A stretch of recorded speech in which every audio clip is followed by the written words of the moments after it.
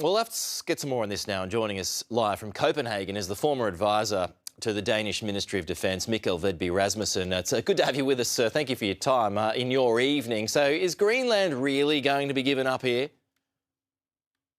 No, we are not going to give up Greenland. Greenland is an integrated part of the Kingdom of Denmark, and it's going to remain so. Is there much support in Greenland itself for what Donald Trump is doing, from what you can gather?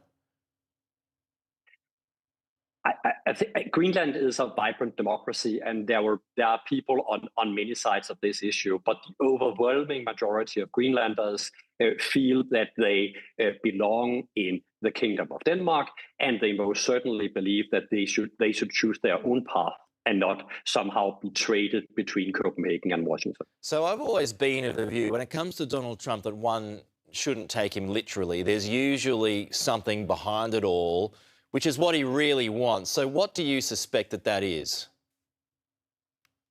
Well, I mean, we have been saying the same thing for about a year in Copenhagen, saying that, hey, in some ways, this wasn't really about Greenland. He wanted something else. And, all the kind of stuff you do when you cannot really come to terms with the fact that a country you have been a close ally with since the Second World War is trying to acquire some of your territory and basically threaten to use military force to do so.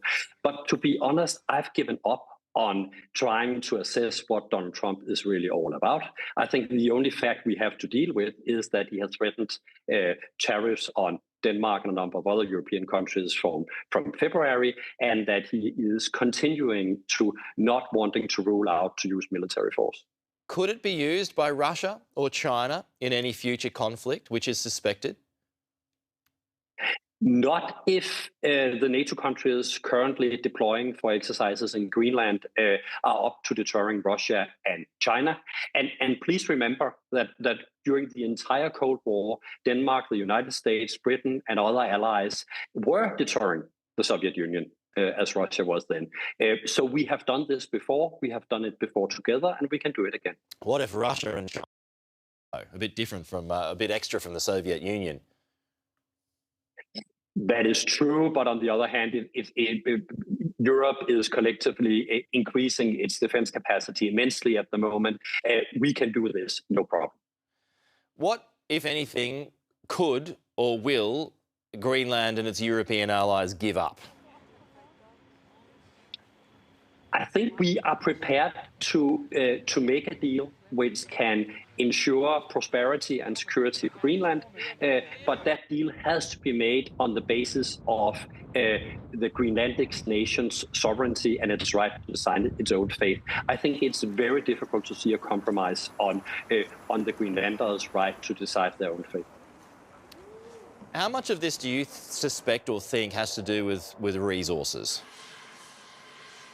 Oh, I think resources are a huge part of it. I think the United States' ambition to increase their missile defense capability with that Golden Dome is a part of it. And I think there's a huge element of the United States trying to place the chess pieces on the geopolitical chessboard in the right way before this spring's negotiations with China. I think that is also a huge part of it. Yeah. But it boils down to the relationship between Denmark and the United States. So let's just say that Greenland wasn't annexed, but the Americans were able to put more of its military assets in there, into Greenland, as a way to kind of fend off threats from Russia or China. Would Greenland be open to such a thing?